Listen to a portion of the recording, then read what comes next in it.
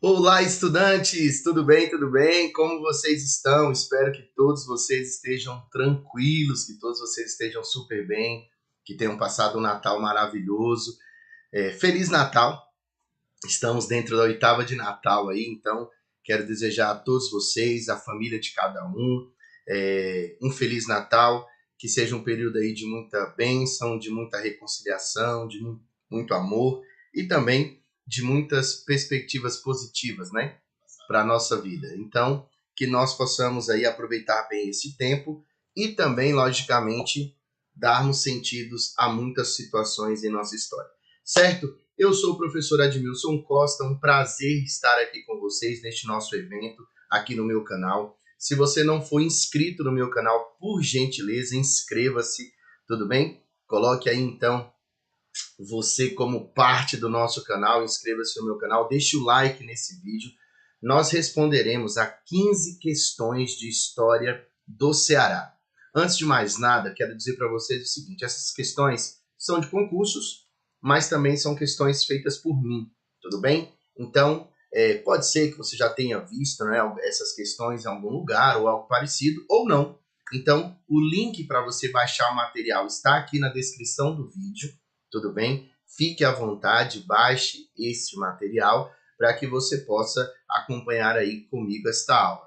Se você quiser baixar, responder as questões e depois assistir as explicações, fique à vontade também. Mas se você já quiser fazer tudo isso de uma vez, faça, certo? Na descrição do vídeo nós temos informações como você pode ajudar este canal, via sendo membro ou também via Pix. E lá também tem uma informação sobre um e-book que eu elaborei com 20 questões inéditas, todas elas gabaritadas e comentadas a um preço super acessível. Você pode adquirir, está no link aí também, beleza? Mas é isso, o nosso evento é esse, né? Resolução de questões de história do Ceará, e nós vamos fazer aqui então a correção dessas questões para que vocês possam chegar cada vez mais treinados para a Polícia Militar do Ceará. Tudo bem? Bacana? Bom demais. Então, este é o meu Instagram, caso você tenha o interesse de seguir-me, professor Admilson Costa, inclusive ele também é o meu Telegram, certo? Tá bom, pessoal, questão número 1 diz o seguinte: o texto abaixo foi extraído do documento Representação da Câmara de Aquirás ao Rei de Portugal. Para a conservação desta capitania, será a Vossa Majestade servido destruir estes bárbaros, para que fiquemos livres de tão cruel jugo. Em 2 aldeias deste gentil assistem padres da companhia que foram já expulsos de outras aldeias do sertão. Estes religiosos são testemunha das crueldades que estes tapuias têm feito nos vassalos de Vossa Majestade. Só representamos a Vossa Majestade que missões como estes bárbaros são excusáveis, porque de humano só tem a forma, e quem disser outra coisa é um engano conhecido. Francisco José, citado em Pinheiro, Mundos em Confronto, Povos Nativos, etc. E aí está lá no livro A Nova História do Ceará, que eu, inclusive, recomendo. É um livro da capa verde, com amarela, né, um amarelo um pouco meio desbotado. Esse livro é muito legal, eu li bastante para fazer material sobre a história do Ceará. A partir da leitura do documento, é correto afirmar que a acirrada reação indígena constituiu uma forma de resistência à destruição do seu modo de vida. O projeto português de colonizar, civilizar e catequizar contribuiu para manter a organização tribal. A ocupação do interior cearense em virtude da reação indígena foi iniciada na segunda metade do século XVIII. O domínio do interior cearense pelo colonizador e a catequese jesuítica foram realizados de modo a preservar a cultura indígena. A Câmara de Aquirás expressava a preocupação com a catequese indígena como forma de apaziguar o conflito entre os colonizadores e os índios, né? Futuro aprovado da Polícia Militar do Estado do Ceará. Aqui é bem tranquila essa questão, né? Quando a gente fala dessa relação dos indígenas, a gente vê no texto que é uma forma pejorativa. Inclusive o termo tapuia, esse termo tapuia era uma homogeneização de vários povos. Então não se entendia direito com quem eram, não se catalogava certinho ali, então colocava o nome de tapuia. Então os portugueses possuíam essa perspectiva, né? O colonizador tinha essa dinâmica. A gente sabe que os indígenas, sim, eles impuseram aos colonizadores na região do Ceará uma forte oposição. Basta nós lembrarmos ali, né, o próprio Pero Coelho, que depois foi para uma ideia de escravização dos indígenas em sua expedição ali em 1603 e gerou uma grande problemática. Os próprios padres em 1607, né, depois tendo um vitimado pelos indígenas, e a gente sabe que o Moreno, quando ele consegue fazer esse contexto de ocupação para Portugal, no sentido, olha, agora essa capitania de fato é portuguesa, tem o Jacaúna, tem a parceria com esse indígena. Então, sim, os indígenas impuseram aos colonizadores uma perspectiva de oposição. Por isso, quando a gente olha aqui, o nosso gabarito é a letra A, ok? A acirrada reação indígena constituiu uma forma de resistência à destruição do modo de vida. A letra B está falando que contribuiu para manter a organização tribal. De forma alguma, né? Quando se fala dessa colonização dos portugueses sobre os indígenas, eu não estou aqui mais para fazer com que a sua forma hierárquica ou a sua forma organizacional continue. Eu estou aqui para mostrar para você que a forma correta é a minha. Eu sou um colonizador, eu sou etnocêntrico. Eu estou entendendo que você não tem nada para contribuir para mim, por mais que tenha. Mas na cabeça etnocêntrica, que está numa cultura acima, não. Entende? Beleza. Ocupação do interior somente no século XVIII. O que é século XVIII? Século XVIII é 1701 em diante. Não. Ali ainda, no século XVII, que vai de 1601 a 1700, nós temos as doações de Seis Marias, né, que foram depois gerando as fazendas de criação do gado. Então, ainda no século XVII e não no século XVIII. O domínio do interior cearense foram realizados de modo a preservar a cultura indígena. Em lugar nenhum do Brasil foi dessa forma, né? O que se tem é uma perspectiva de colonização, de oposição, e acabou. Não tem essa perspectiva de respeito ou algo parecido. Tudo bem? Não se esqueça de deixar o like nesse vídeo para que mais pessoas possam acessar este conteúdo, e você pode compartilhar também com quem você sabe que está se preparando para a prova da Polícia Militar do Ceará. E aí está falando da preocupação com a catequese indígena. De forma alguma. No texto ele inclusive diz que eles não são gente, né? É isso que o texto traz, né? O texto traz que nessa visão do cara, o indígena não é nem gente. Olha que loucura, muito louco isso. Questão número 2, quando vocês encontrarem o professor Edmilson Costa aí à frente da questão, porque é uma questão que eu fiz, tá bom? Em 1603, requereu e obteve da corte portuguesa, por intermédio de Diogo Botelho, oitavo governador-geral do Brasil, o título de capitão-mor para desbravar, colonizar e impedir o comércio dos nativos com os estrangeiros, que há anos atuavam na capitania do Ceará Grande. Sobre a conquista do território cearense no século XVII, marque a alternativa correta. A expedição chefiada pelos padres Francisco Pinto e Luiz Filgueira atingiu o objetivo da conquista da região a partir da evangelização, sendo Luiz Figueira considerado o fundador do Ceará. Martim Soares Moreno garantiu as posses portuguesas com aliança com os indígenas, mas as relações foram conturbadas no seu período no Ceará até o ano de 1630. Martim Soares Moreno garantiu as posses portuguesas com aliança com os indígenas já na primeira expedição que fez parte em 1612, mas as relações foram conturbadas no período do Ceará até o ano de 1630. No ano de 1603, Pero Coelho foi assassinado pelos índios Tocarijus, que haviam se aliado aos franceses.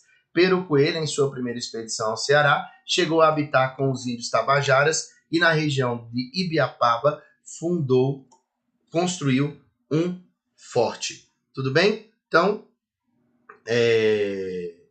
a gente tem aqui, então, algumas perspectivas bem interessantes, né, sobre a nossa história do Ceará. Algo de extrema relevância e de extrema importância levar para a prova é que aqui são informações de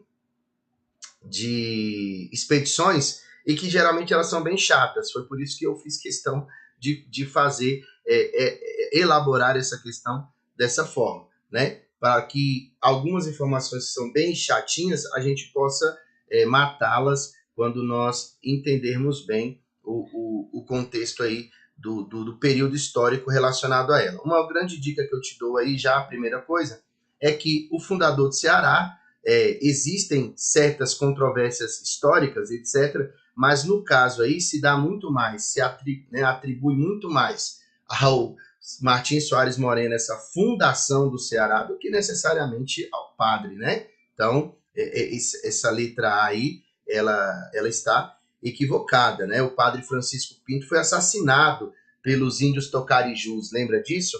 E o Luiz Filgueira não tem nada aí de ser considerado o fundador. O Martins Soares Moreno, né?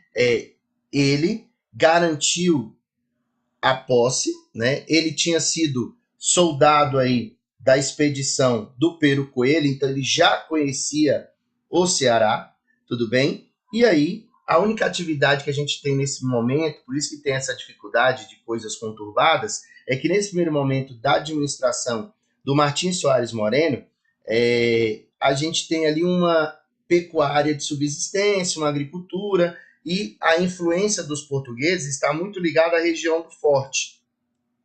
Então, neste contexto ainda, eu não tenho uma grande interiorização do território, tudo bem? Mas já há a dominação em relação aos portugueses, né? Dos portugueses dominando a região. Uma outra coisa aqui que a letra C está equivocada, a letra C fala que essa foi a primeira expedição que o Martins Soares Moreno fez. Nas literaturas de história do Ceará, a gente vê que ele vem na do Pero e depois ele veio outras vezes ao Ceará. Né? Ele fez ali uma perspectiva, né, de presença dentro dessa realidade cearense. No ano de 1603, Pero Coelho foi assassinado. Pero Coelho não foi assassinado, Pero Coelho, inclusive, assassinou muitas pessoas, né? Diga-se de passagem. Só fazendo uma reflexão da letra C, muitos historiadores, tá bom, pessoal? Vão falar aí que entre 1611 e 1612 podem ser a quarta e a quinta vez que o Martins Soares Moreno tinha ido ao Ceará, tá bom? Na letra E, tá falando que na sua primeira expedição chegou a habitar com os índios tabajaras, né? Ele não habitou com os índios tabajara, né? Ele usou de violência, tudo bem? E não temos fortes no interior, pelo menos nesse momento, tudo bem? Essa foi a questão de número 2. Então, acho eu que a questão atende aí bem a nossa preparação. Vamos lá para mais uma questão que fala também ainda deste período, que é um período bem extenso, né? Se nós falarmos do período colonial, ele é o período que mais tem séculos dentro da nossa história. O povoamento tardio da região, associado à dependência do Ceará em relação à capitania de Pernambuco, foi um dos fatores que mais inviabilizaram a introdução do cativo africano em terra cearense. Então, aqui está falando da mão de obra africana. Sobre a escravidão em terras cearenses, é correto que se afirma a capitania cearense não utilizou a mão de obra africana nos primórdios do seu povoamento. A economia do gado bovino manteve a mesma necessidade da açucareira quanto ao trabalho do escravo africano. O elemento nativo supriu totalmente a carência da mão de obra durante o ciclo pecuário, sendo substituído à época da cotonicultura. O Ceará, por ser pioneiro na libertação dos escravos, não contou com a utilização da mão de obra africana cativa no século XIX. O africano e seus descendentes, servindo como escravo agregado ao aldeado, foi a mão de obra dominante na capitania durante todo o período colonial. Querido estudante, aqui um equívoco gigante nos itens, né? Mas a letra A é a letra correta. Lá nos primórdios da colonização do Ceará, eu não tenho a mão de obra escrava africana.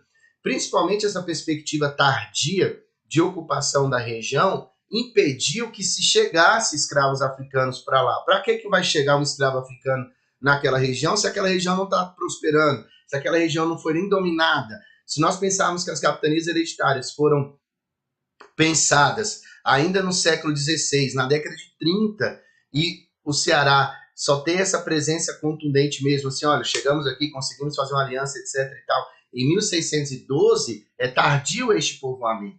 É muito louco falar de povoamento, porque eu já tenho os indígenas lá, mas é o povoamento português, né? O povoamento colonizador. Então, nos primórdios dessa colonização, não se fala de mão de obra escrava africana. Tudo bem? Então, o gabarito é a letra A. Tá, letra B. A economia do gado bovino manteve a mesma necessidade da açucareira? De forma alguma, né? Até a própria perspectiva da utilização do indígena e dos vaqueiros, etc. e tal, ela é usada dentro de uma dinâmica com mais espaço, né? Com menos necessidade de mão de obra, menos necessidade de braços para o funcionamento. Isso é bem interessante levar em consideração. Na letra C, supriu totalmente a carência de mão de obra? Cuidado! Nós temos no século XVIII, por exemplo, a entrada dos escravos africanos na África, no Ceará. Meu Deus, que trava-língua foi esse? No Ceará. E sim, nós temos vários artigos que mostram que é errado, por muito tempo dentro da historiografia, falava-se que não se utilizou o negro de forma alguma. Cuidado, né? Existem já várias referências bibliográficas que vão trazer essa perspectiva de que sim, houve a utilização, sim, do escravo africano em pouca quantidade. Dentro das fazendas nós tivemos, sim, escravos africanos. Só que não se compara com toda a dinâmica e utilização que foi a do indígena, entende? O Ceará não usou mão de obra no século XIX? Tá louco? A cotonicultura, né, acabou se utilizando também os escravos.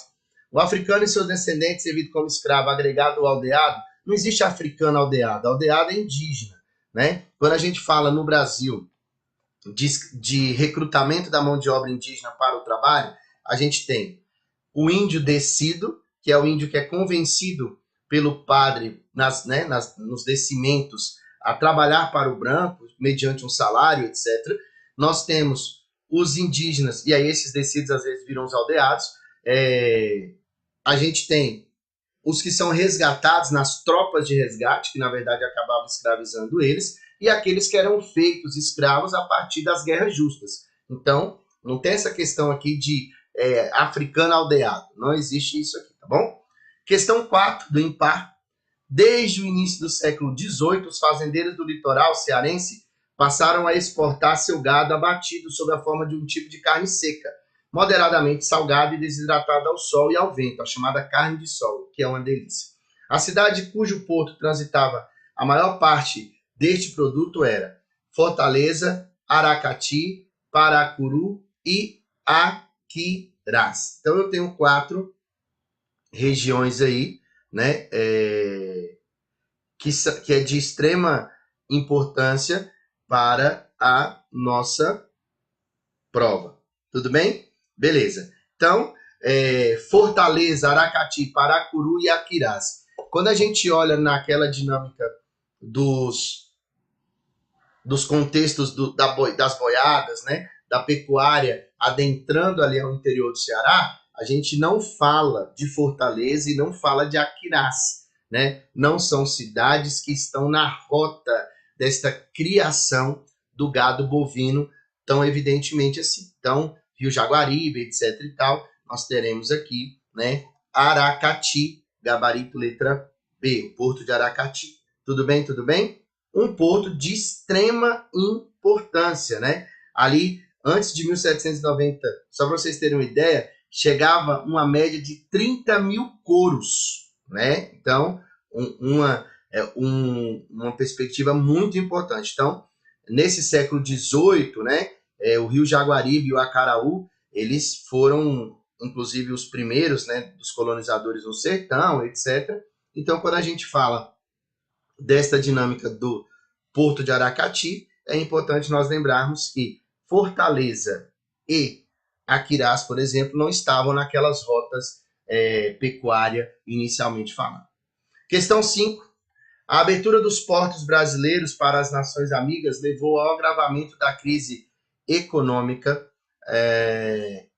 em Pernambuco, beleza? Principalmente pela queda dos preços do açúcar e do algodão, que disputavam espaço com os produtos estrangeiros, principalmente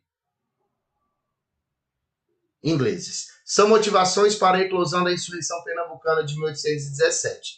Então, quando a gente fala dessa insurreição de 1817, a gente tem aqui, então, uma perspectiva bem interessante, que nós temos, né, a participação do Ceará, etc. e tal, e muito se dá por causa daquela subordinação ideológica, né, em relação aos pernambucanos, que muito se sabe aí dentro da história, tem uma importância muito grande para o Ceará. Beleza. E aí, em 1817, esse movimento foi duramente reprimido por alguém no Ceará. Então, quem foi o cara que reprimiu no Ceará o movimento da insurreição pernambucana? Olha que interessante esta informação aí para nós levarmos para a nossa prova. Beleza, beleza, pessoal? Tá bom. Bernardo Manuel de Vasconcelos, Carlos Augusto de Olinhausen, Luiz Barbalardo de Menezes, Manuel Inácio de Sampaio e Francisco de Alberto Rubim. Então, esse tipo de questão é aquele tipo de questão bem chato, né? Se nós pensarmos bem, ele é aquela questão que fala assim, meu Deus, mas eu vou ter que decorar o nome de alguém. Vai. Às vezes a banca pode fazer isso, principalmente essa que vem aí para o seu edital. Então, decorar o nome, né, saber pelo menos alguns nomes é de extrema importância. Por exemplo, quando a gente fala de Bernardo Manuel de Vasconcelos, a gente está falando de alguém que governou de 1799 a 1802, né? Então ele ficou de 1799 ao ano de 1802. Então não tem nem como ele estar presente aqui em 1817. Concordam comigo? Beleza. O Carlos Augusto vai ficar de 1803 ao ano de 1807, antes de Dom João ter chegado aqui em nosso território. O Luiz Barbalardo de Menezes é o cara que vai ficar dentro do período joanino, aquele período inicial, 1808 a 1812. Tudo bem? Depois nós temos um cara que vai governar de 1812 ao ano de 1820. Então, quem é esse cara? Manuel Inácio de Sampaio. Ele é o cara que está à frente, né, quando ocorre esta revolução aí pernambucana de 1817 e que há uma colaboração de alguns cearenses. Tudo bem? Tudo bem? E o Francisco de Alberto Rubim, ele fica de 1820 a 1821. Tudo bem, pessoal? Beleza? E aí depois ele é retirado, entra um governo provisório e vai participar daquelas perspectivas de adesão à independência do Brasil. Tudo bem? Então, questão boa, fique atento, pode cair na sua prova. Questão de número 6. Observe o seguinte enunciado.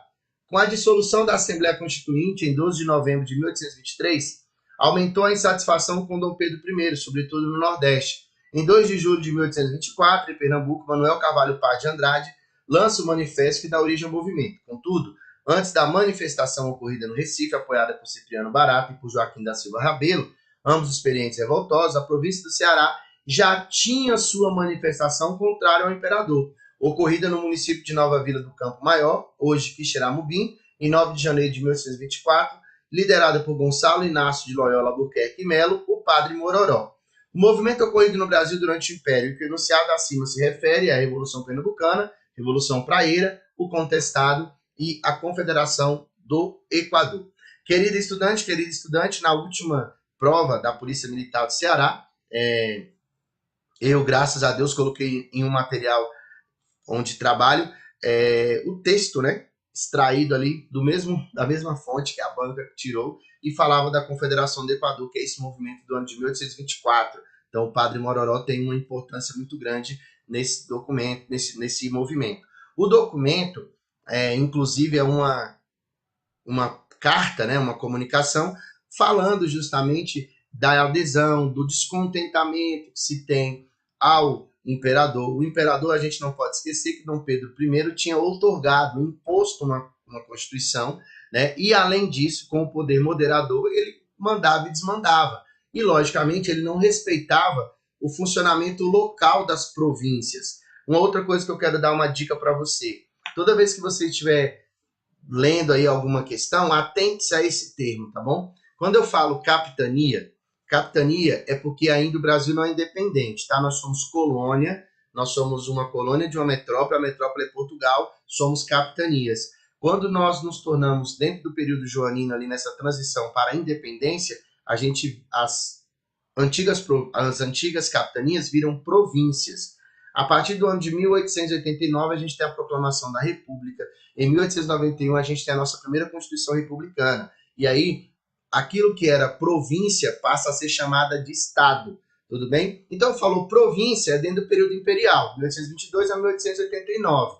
Ah, falou capitania, é antes de 1822. Tudo bem? No caso do Ceará, 1612 até 1822. Ah, falou então de estado, a partir de 1889 já não é mais província. Ratifica-se essa informação de estado em 1891. Então, quando falou estado do Ceará, já entende que é depois de 1891. Falou que é província antes de 1889, entende? Tem esses 2 anos ali que é uma transição, já vai ser estado também. Tudo bem, pessoal? E antes de 1822 é uma capitania, certo? E o nosso gabarito aqui é a Confederação do Equador. Essa Revolução Pernambucana, fosse de 1817, não tem, né, essa perspectiva aqui voltada para o 12 de novembro de 1823, que essa dissolução da Assembleia a gente chama de Noite da Agonia. Então a banca pode falar, por exemplo, uma represália em relação à Noite da Agonia. Qual é o movimento que é uma represália à Noite da Agonia? A Confederação do Equador. A Confederação do Equador também é uma represália ao quê? A Constituição outorgada. Ah, a Confederação do Equador é uma retaliação ao quê? Ao poder moderador. Tudo bem? Então fiquem atentos aí. Certo? Questão 7. Fortaleza, até o ano de 1799, quando a cidade se tornou a capital da recém-independente capitania do Ceará. Uma grande informação para você, né? Não sei se você está aí, quem está ao vivo, se quer participar ou algo parecido, mas me fale aí, qual é a capitania, né? Qual é a capitania que o Ceará era dependente? Porque está falando aqui de uma recém-independente, o que aconteceu? Tem alguma coisa aí. O algodão colaborou e muito para que ocorresse essa independência do Ceará em relação a quem, pessoal? Em relação a Pernambuco. Anota isso, tá bom? A gente tem uma dependência, né? A capitania, o Ceará foi absorvido pela capitania do Pernambuco, tudo bem? E depois temos esse processo de independência. Isso é muito importante levar para a prova. Tá, não despertava a recém-independente capitania do Ceará, não despertava grandes interesses no reino de Portugal. Postura que começou a mudar quando seus portos se tornaram importantes postos do comércio entre a colônia e a metrópole. Dentre os fatores econômicos que auxiliaram a ascensão de Fortaleza, eu falei lá no início da aula que Aracati, etc. e tal, tem a ver com a pecuária. E agora a gente está falando de Fortaleza. A gente está tratando de Fortaleza aqui. Quais são os fatores econômicos que auxiliaram a ascensão de Fortaleza? A proibição do trabalho escravo na região, a expulsão dos holandeses, tendo em vista que neste período os fortes da cidade foram base da resistência portuguesa, o declínio da pecuária após a seca grande, que prejudicou tal atividade, a transferência da corte portuguesa para o Brasil, que necessitou de novos portos para transferir produtos. Olha que legal, né? A gente tem esse grande protagonismo de Fortaleza a partir da segunda metade do século XIX. Sabe? Aí que a gente tem Fortaleza vindo com toda força. Mas, no século XIX, ela já começa a figurar de uma forma bem interessante. Só que o que ela vive no século XIX é uma consequência do século XVIII. Que é o quê? Quando se troca o foco econômico dentro do Ceará. Quando se troca o foco econômico dentro do Ceará. E qual é o foco que antes era? A pecuária. Não quer dizer que deixou de ter pecuária no Ceará. Mas agora nós vamos viver uma realidade da cotonicultura. Nós vamos ter uma realidade do algodão, né, pessoal? E o algodão, quem será protagonista aqui, inclusive, é Fortaleza. No início, não. No início, continuava a exportação pelos antigos portos, etc. e tal, mas houve uma mudança de investimentos, né, uma mudança de olhar para a cidade de Fortaleza e aconteceu, então, essa elevação não só de ser capital, mas uma elevação estrutural de Fortaleza também. Tudo bem?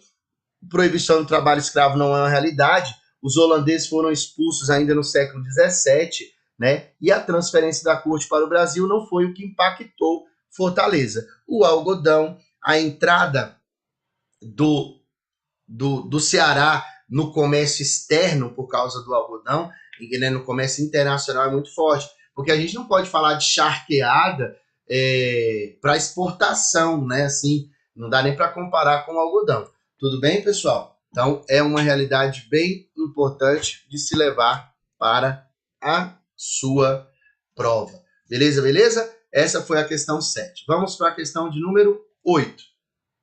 No dia 13 de fevereiro de 2021, o jornal O Povo publicou uma matéria sobre a descoberta do túmulo de um líder abolicionista, o qual liderou o movimento grevista no Porto de Fortaleza, que pôs fim ao tráfico interno de escravos no Ceará. Essa insurreição levou outros estados também a se manifestarem contra a escravidão, resultando na abolição adiantada do Ceará e em seguida do restante do país. Estamos falando de Quintino Cunha, Francisco José do Nascimento, Adolfo Caminha e João Cordeiro. Então, tá falando aí que nós tivemos, né, uma descoberta bem interessante, falando sobre esse cara que lutou aí contra a escravidão, que não permitia, né, que se embarcasse mais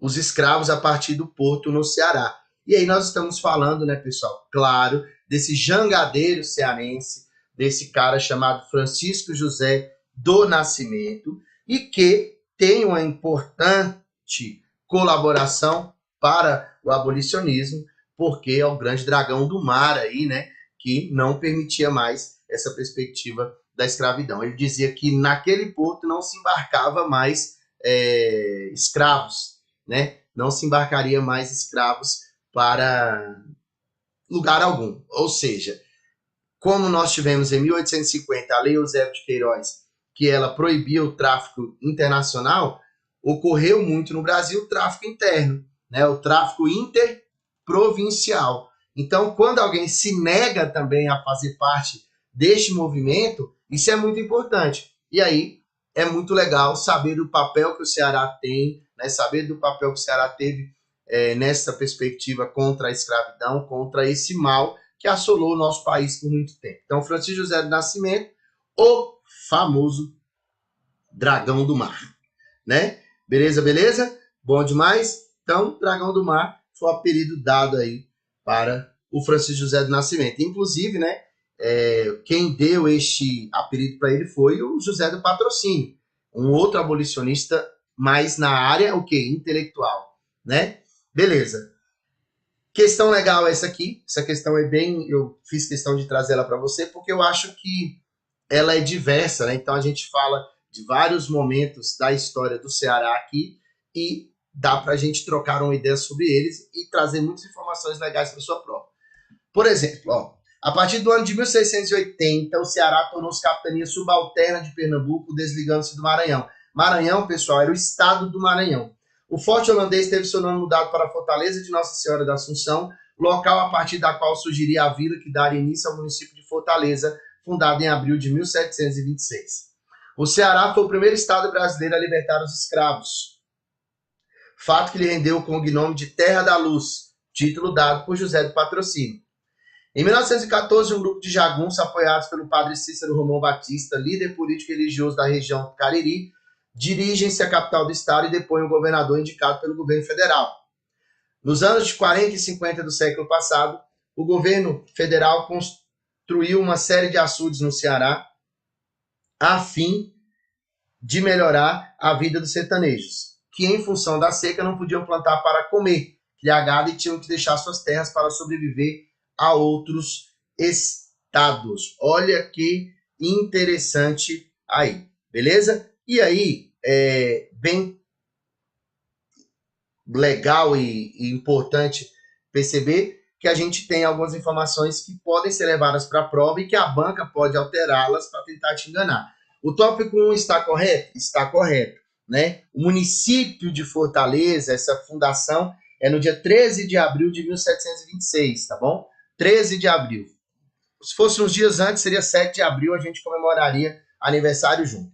Então, o tópico 1 está correto. Se o tópico 1 está correto, não é essa e não é essa. E aí, o que é importante? Se qualquer uma dessas outras estiver correta, a gente já sabe que é a letra D. Tá bom, pessoal? Presta atenção.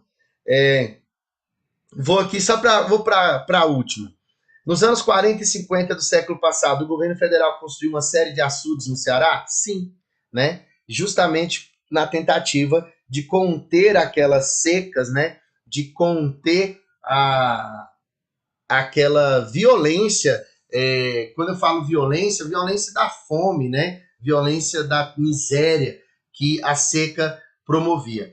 Infelizmente, nós temos aquela famosa indústria da seca, que está no seu edital, que os grandes coronéis pegavam, faziam toda a mobilização para ter o recurso e faziam os açudes dentro das suas terras. Olha que safados, né? E isso era um problema muito grande. Tanto é que o Denox, né, ficou sendo roubado aí por muito tempo dessa indústria da seca.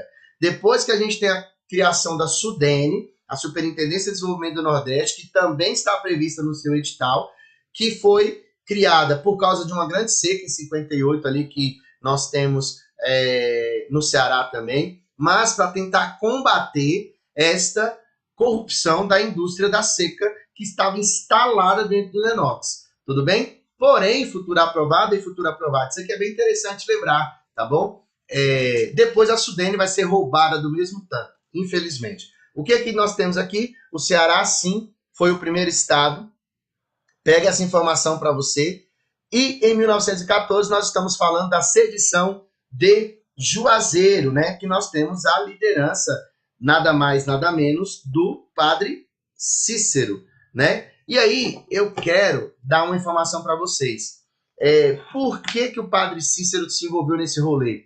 Pessoal, temos aquela política das salvações, né, na República Oligárquica, que ela vai retirar os opositores, aqueles que não estavam alinhados ao presidente, né? Então, os atioles tinham ali uma importância muito grande nesse primeiro momento, né? Então, desde a proclamação da República, quando ele colabora para a retirada do governador que tinha sido indicado pelo Deodoro da Fonseca, e depois ele vem como governador e faz uma série de mandatos, e inclusive, quando não é ele no governo, o cara que fica só continua aquela perspectiva da sua oligarquia. Então isso é muito importante, tá bom?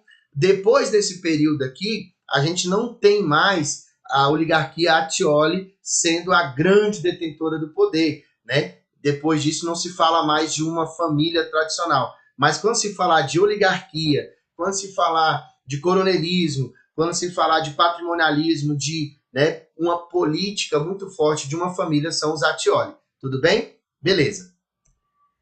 Eleito prefeito de Juazeiro do Norte em 1911, envolveu-se na disputa com o presidente Hermes da Fonseca para manter a família Atioli no poder regional, em 1912. Por conta da dura repressão a uma passeata de criança a favor de Franco Rabelo, a intervenção federal baniu Nogueira Atioli do meio político.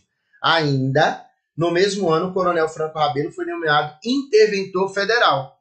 Então, ele é alguém, né, colocado ali pelo presidente da República e não escolhido pelos cearenses, havendo eleição apenas para o cargo de vice-governador, para o qual foi eleito acumulando o cargo de intendente de Juazeiro do Norte. Estamos nos referindo ao padre Cícero, sedição de Juazeiro, ao Dragão do Mar, abolição de escravos, Antônio Conselheiro Canudos e ao Beato José Lourenço, a sedição de Juazeiro. Se eu falo de sedição de Juazeiro, eu não falo do Beato José Lourenço. O Beato José Lourenço é um outro cara importante que ocorreu lá na era Vargas, né? Aquela comunidade do Caldeirão,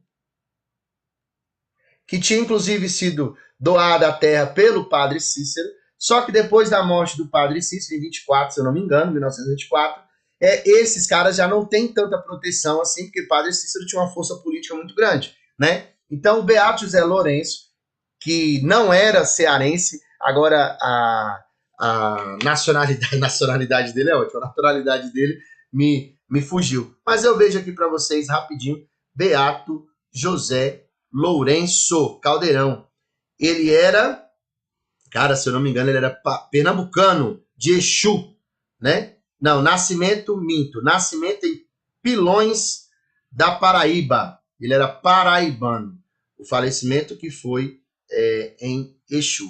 Tudo bem? Beleza. Então, esse cara era o líder dessa comunidade, né? E essa comunidade do Caldeirão era uma comunidade de produção coletiva, etc. e tal. No Brasil existia já uma dinâmica no governo de Vargas muito repressora a essas ideias comunistas ou algo parecido. Então, meu irmão, lá em 1937 foi pancada, né? Destruíram ali, massacraram o Caldeirão. Quando eu falo da questão aqui, voltando, nós estamos falando da sedição de Juazeiro, né? Que é a letra A, que é essa ideia da retirada dos Zatioli, que é essa ideia da intervenção do padre Cícero a favor da família dos Zatioli e a retirada do interventor. Muito interessante. Lembremos que também o padre Cícero foi eleito vice-governador aí quando as eleições foram convocadas. Questão 11. No Ceará, após o afastamento das oligarquias da Primeira República, foi nomeado interventor o médico Fernandes Távora, que governou por pouco tempo, pois continuou com as práticas políticas do período histórico anterior. Távora, na realidade, era um dissidente das oligarquias caídas em 30. Sobre o período do Estado Novo, que é mais à frente, no Ceará, marque o que está correto. Eu não sei se vocês perceberam, nós estamos vindo em uma cronologia, desde a época do povoamento até o século XX. A única organização anterior ao Estado Novo que continuou oficialmente legalizada no Ceará foi a campanha legionária. A política estado-novista desejava a maior intervenção do presidente da República nas questões políticas estaduais, o que explica a frequente troca de interventores no Ceará, de 37 a 45. Em 37, todas as associações de orientação fascista foram extintas pelo Estado Novo de Getúlio Vargas. Francisco Menezes Pimentel governava o Ceará desde 35 e com o golpe do Estado Novo permaneceu como interventor até 39, quando Vargas nomeou Faustino Albuquerque. João da Silva Leal estava como governador do Ceará à época do golpe do Estado Novo e permaneceu como interventor até o ano de 1945. Beleza, então aqui eu estou falando do Estado Novo, um estado ditatorial de Getúlio Vargas, super intervencionista. Então, quem ficou governando o Ceará, ele tinha que obedecer diretamente às ordens do presidente da República. Ele era um interventor federal. Tudo bem? Então, vamos lá. A única organização anterior ao Estado Novo que continuou oficialmente legalizada no Ceará foi a campanha legionária. Não. Tivemos muito fortemente, e isso é de extrema importância levar para a sua prova, que Getúlio Vargas, ele excluiu qualquer possibilidade que tentasse diminuir o seu poder, ou que pudesse diminuir seu poder. Tudo bem? Então, isso aqui é muito importante. Ele não permitiu ninguém, não ficou nenhuma sequer. Tudo bem, pessoal? Uma outra coisa importante na letra B, está falando que houve uma frequente troca de interventores no Ceará, né? Que teve uma grande troca. Não houve essa troca constante. Nós veremos que nós teremos um interventor somente. E que ele já era governador, tinha sido eleito no período constitucional de Vargas e depois ele se manteve no poder. Tudo bem? Então, é muito importante lembrar que a gente não está falando de uma troca. Ele manteve uma pessoa constantemente. Tudo bem? Tudo bem? Beleza? Bom demais. Em 1937, todas as associações de orientação fascista foram extintas pelo Estado Novo de Getúlio Vargas. Olha que interessante aqui. A LCT, né, tem aqui uma prerrogativa que é esta campanha, né, uma dinâmica muito interessante, a Ação Integralista Brasileira e a campanha legionária. Bora para a letra D. Vamos para a letra D para dar uma perspectiva bem interessante. nós temos que lembrar de Deus, não faz sentido. Ó, todas as associações de orientação fascista, LCT, Ação Integralista Brasileira e Campanha Legionária, foram extintas no Estado Novo de Getúlio Vargas? Foram extintas no governo de Getúlio Vargas. Pelo amor de Deus, Edmilson. Tá se confundindo com a questão que você fez? Acontece, pessoal. Ó, Francisco de Menezes Pimentel governava o Ceará? Sim. E com o golpe do Estado Novo, permaneceu como interventor até 39? Não. Ele permaneceu até 1945. Tudo bem? Beleza. João da Silva Leal estava como governador do Ceará à época do golpe do Estado Novo e permaneceu como interventor? Não. Era o Francisco de Menezes Pimentel. Tudo bem? Tudo bem? Bacana. Perdoe-me a confusão que eu fiz aqui. E eu fiz a questão, hein? Tá. Questão boa, né? Me enganou. Então, assim, ó. Em 1937, todas as associações de orientação fascista, elas foram extintas no Estado Novo. A LEC, ela colaborou, né, para essas entidades ali, para a implantação do fascismo dentro do Ceará. Mas nessa dinâmica mais de orientação explícita do fascismo, a gente tem essas três que eu citei para vocês aí no próprio item. Tudo bem até aqui? Bacana? Ok. Então, repassando essa parte aqui da aula, pessoal.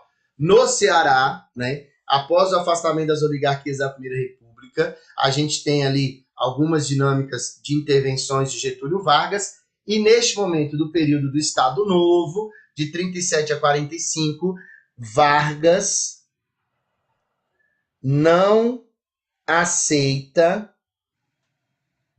protesto. E ele também não divide o poder.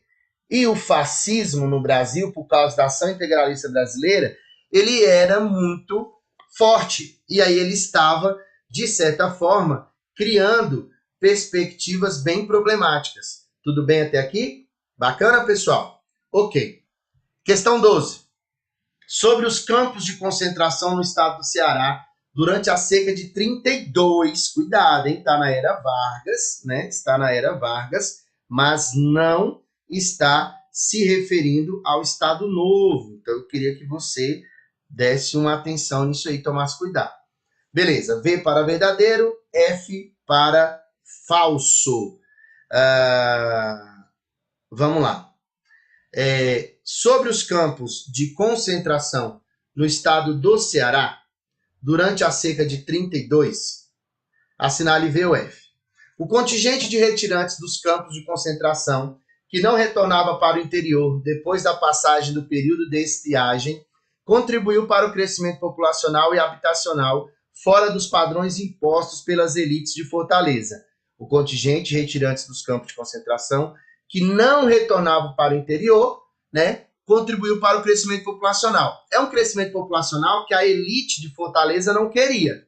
Isso é muito importante lembrar. Eles não ficavam felizes com isso aqui. Então, aqui está correto, ó. É verdadeiro. Se é verdadeiro, a gente exclui a letra A e exclui a letra D. Eu faço prova assim, tá, pessoal? Quando eu estou fazendo prova, eu faço dessa forma. Eu vou eliminando. Tanto é que quando eu olhei aqui, eu eliminei. Eu lembrei que essa era a correta porque eu eliminei claramente essa informação aqui, ó. Né? Como aqui a gente já tinha visto que aqui estava errado, essas outras duas já tornavam também incorretas, então a letra C seria a correta e eu voltei e percebi, né, o equívoco. Os campos de concentração eram construídos perto das estações ferroviárias, tentando atenuar a tensão e os conflitos nesses locais, e ao mesmo tempo em que tentavam impedir a chegada de retirantes à capital. A galera não queria que os pobres estivessem lá. Isso é muito importante lembrar. Tudo bem? Então, era importante conter a chegada deles. O que você pudesse evitar deles chegando lá, ajudaria. Então, aqui vai estar correto também. Se aqui está correto também, a letra B foi embora. Eu tenho a letra C ou a letra E. Eu já percebi pela letra C e pela letra E que a terceira está verdadeira. Os principais campos de concentração foram próximos às estradas de ferro de Baturité e de Sobral. Verdadeiro. Fica faltando a última. Os retirantes do campo de concentração eram empregados como mão de obra em obras públicas e também nas indústrias de Fortaleza. Então, é a letra... Tá tudo verdadeiro. O gabarito é a letra E de escola. Aí eu quero chamar a atenção, porque corrigindo essa questão em aula, um aluno falou assim, professor, não, eles iam para a Amazônia, pelo SENTA, cuidado. Olha o ano, 1932, tudo bem? O SENTA, esse Serviço Especial de Mobilização de Trabalhadores para a Amazônia, tem a ver com a Segunda Guerra Mundial, tem a ver com a exploração da borracha, né? E tem a ver com a retirada desses que estavam sofrendo com a seca e eles indo para onde? Para a região amazônica. Aí é na Segunda Guerra Mundial. A Segunda Guerra Mundial durou de 39 a 45. Aqui é o primeiro governo de Vargas, né? É o governo provisório de Vargas. Então, gabarito letra E. Todas estão corretas, beleza? Leve essa informação para a sua prova. Creio eu que pode te ajudar também. Questão 13. Na época da Segunda Guerra Mundial, milhares de cearenses foram para o norte em busca de tempos novos. A maioria só encontrou miséria e até mesmo a morte na floresta. Era a Batalha da Borracha. Representa o momento e o acontecimento citado no texto no Ceará.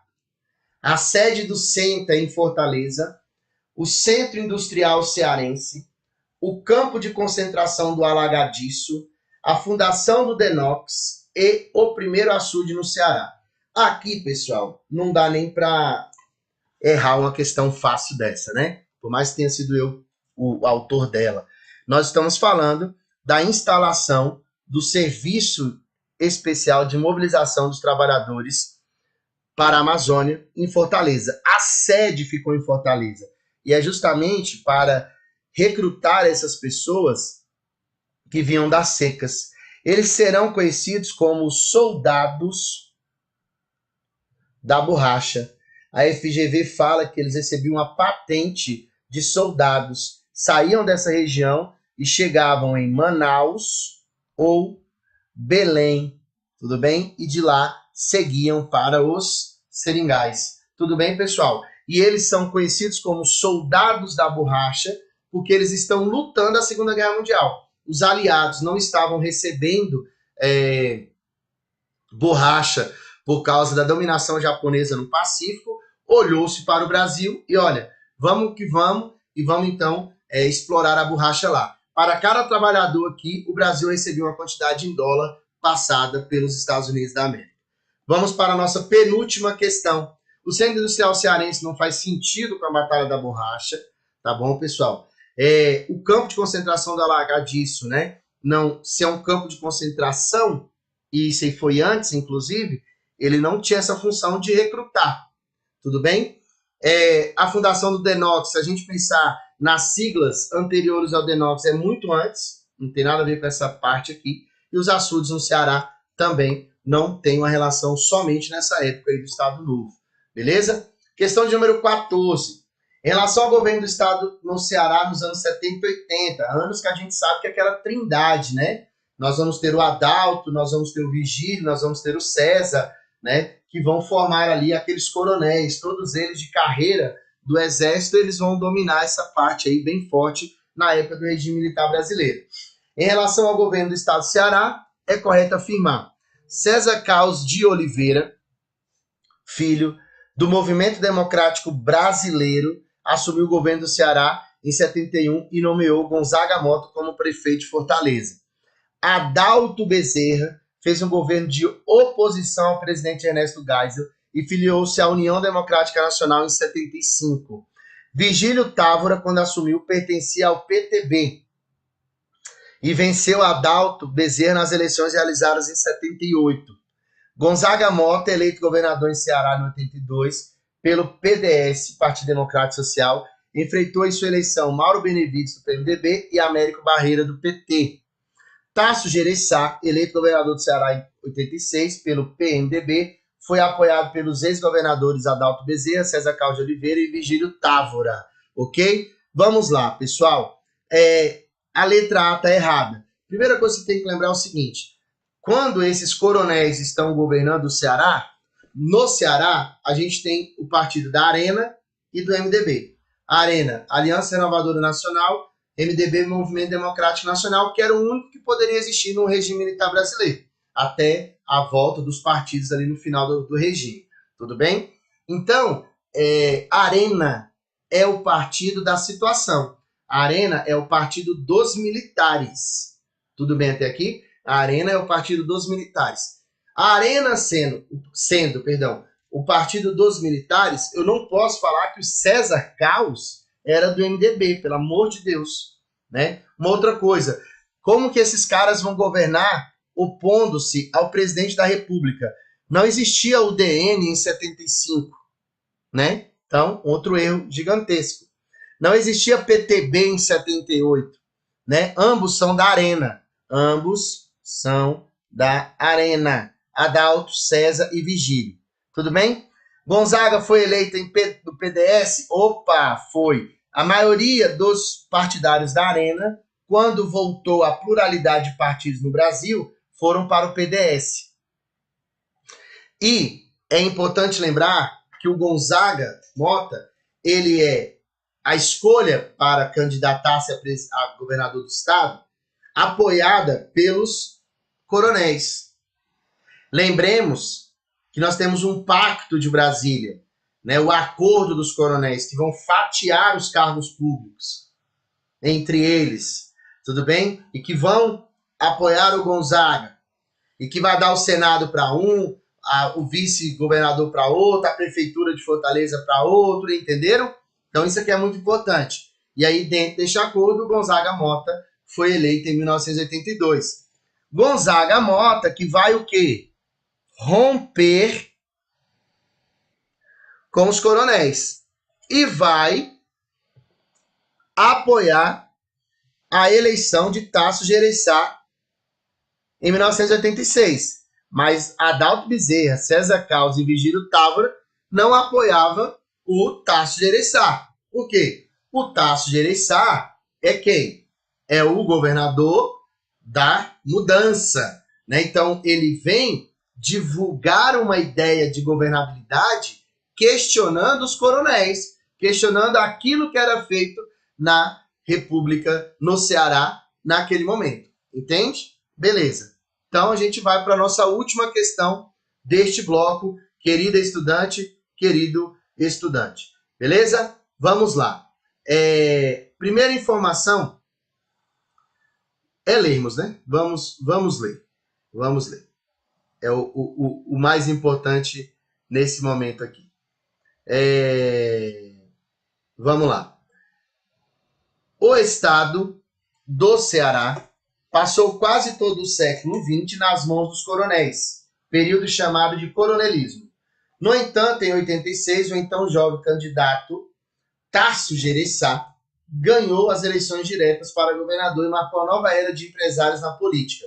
Seu slogan, Governo das Mudanças, mexeu com a estrutura política do estado no Ceará. Com base nesse contexto, analisa as afirmativas seguintes. Pelo nosso tempo já, pessoal, já tem quase uma hora de aula, acho que tem até mais de uma hora. A gente vai já respondendo as questões aqui e dando certo ou errado, beleza? Olha lá. Apesar de defender uma mudança na estrutura política do estado, o seu governo manteve as relações clientelistas e com o apoio dos coronéis municipais, garantindo a boa aceitação popular. Não. Ele não se manteve com relações clientelistas aos antigos. Né? É bem importante lembrar que uma das grandes características do governo do Tasso Gereissati foi enxugar a folha salarial, que era muito comprometida. Importante demais, ela era muito comprometida. Tudo bem? Então, por isso, ele vai fazer o máximo possível para conseguir organizar essa situação aí. Então, o tópico 1 estando errado, se o tópico 1 está errado, a gente vai eliminar o que aqui? Elimina a letra B e elimina a letra D. Então, a gente já sabe que o 2 está certo, né? Tasso Gereissati vem de uma família tradicional mais ligada ao comércio e à indústria. Tendo formação acadêmica e administração, seu intuito foi preparar o Ceará para a industrialização e o crescimento econômico do qual fazia parte. Então, correto. Em termos reais, o governo Tasso Gereissati trouxe as mudanças de modernização necessárias para a industrialização, o consequente desenvolvimento econômico, mas fortaleceu ainda mais o poder dos empresários cearenses. É muito bom ter um item que fala sobre isso. Por quê? Eu já vi questões que vão dizer que o produto interno bruto cresceu e tal, e que as pessoas foram atingidas ali por uma grande divisão de renda no Ceará, uma grande distribuição de renda. Para com isso, tá bom? Fortaleceu-se muito esse grupo. Então, a letra A estará errada, perdão. No governo de Tasso, houve uma visível núcleo gestor, no qual se deu abertura para os técnicos? Sim. Fim do nepotismo, né? No sentido de um domínio de conhecimento nos setores. Porém, não tirou o controle do governador, de forma alguma. Né? O governador é o governador, e aí é ele quem está nomeando essas pessoas para trabalhar com ele. A primeira campanha de Tasso teve o maciço apoio das camadas médias, sindicatos e de coronéis. Não, né? Os coronéis eram oposição ao Tasso Gereissati. Beleza, beleza? Queridos estudantes, chegamos aqui então ao fim, né, dessa live. Espero que vocês tenham gostado, espero que vocês tenham curtido esta aula, né? Deixem o like nesse vídeo para que mais pessoas possam ter acesso ao nosso material. Quero mostrar para vocês aqui neste slide algumas informações, tudo bem? Olha lá, inscreva-se aí no canal, siga-me nas minhas redes sociais. Professor Admilson Costa é o canal do YouTube, é o meu Telegram e também o meu Instagram. Tudo bem? Você pode apoiar financeiramente aí o canal sendo membro, ou então pelo Pix, chave e-mail, admilsohistoria@gmail.com. Fique à vontade, né, de fazer essa contribuição com o valor que você quiser. E nós temos aí, preparei para vocês um e-book, História do Ceará, PM Ceará, Imersão em Questões Inéditas. São 20 questões inéditas com gabaritos e comentários sobre a história do Ceará, conforme previsto no edital da Polícia Militar do Ceará, e as questões foram elaboradas de acordo com as referências teóricas da área, características da banca e provas anteriores. Você adquire clicando neste link aí, que está no material, que está na descrição do vídeo. Tudo bem? Ficaria muito feliz se você adquirisse esse material, se você de alguma forma contribuísse para o canal. Se você tiver curtido essa aula, deixe o like nesse vídeo, coloque aí as suas informações no chat aí também, ou no comentário do vídeo. Finalizando aqui a nossa aula, que teu coração deposite toda a sua confiança no Senhor, não te firmes em tua própria sabedoria. Sejam quais forem os teus caminhos, pensa nele, e ele aplanará tuas sendas, Provérbio 3. Eu sei que é uma correria muito grande, eu sei que é uma dificuldade muito grande, né? Não é fácil essa vida de preparação para a prova, mas saibam que tem alguém aqui torcendo para vocês, entregando a vida de cada um de vocês nas mãos de Deus, e eu espero que vocês, o mais rápido possível, estejam comemorando aí a aprovação. Entrega seus caminhos na mão do Senhor, acredita nele, faz sua parte e siga acreditando e lutando. Beleza? No mais, pessoal, muito obrigado firmemente pelo apoio de vocês. Espero que vocês tenham curtido este momento e, né, tivemos esse evento aqui maravilhoso. Acho que vocês tiveram aí informações que podem ser bem legais para levar para a sua prova. No mais, é isso. Deus abençoe os estudos de vocês. Boas provas. Não esqueçam de adquirir, então, o e-book aí com 20 questões inéditas, gabaritadas, todas elas comentadas por um valor muito, muito barato. Creio eu que a sua aprovação vale mais do que o valor que você vai pagar nesse e-book. E por que eu falo da importância desse e-book? Pessoal, toda e qualquer informação a mais, mas de forma profissional, bem elaborada, vai colocar você na frente do seu concorrente. Se o seu concorrente tem informação e você não tem, e ela cair na prova, pode ser que ele se dê bem. Então, sem fazer terrorismo ou algo parecido, vai lá, né? Baixa aí esse e-book, baratinho demais, fiz ali num preço tão baratinho que cada questão não saiu nem por R$1. Tudo bem? Então é isso, galera. Um forte abraço para vocês, bons estudos e até uma próxima oportunidade. Valeu!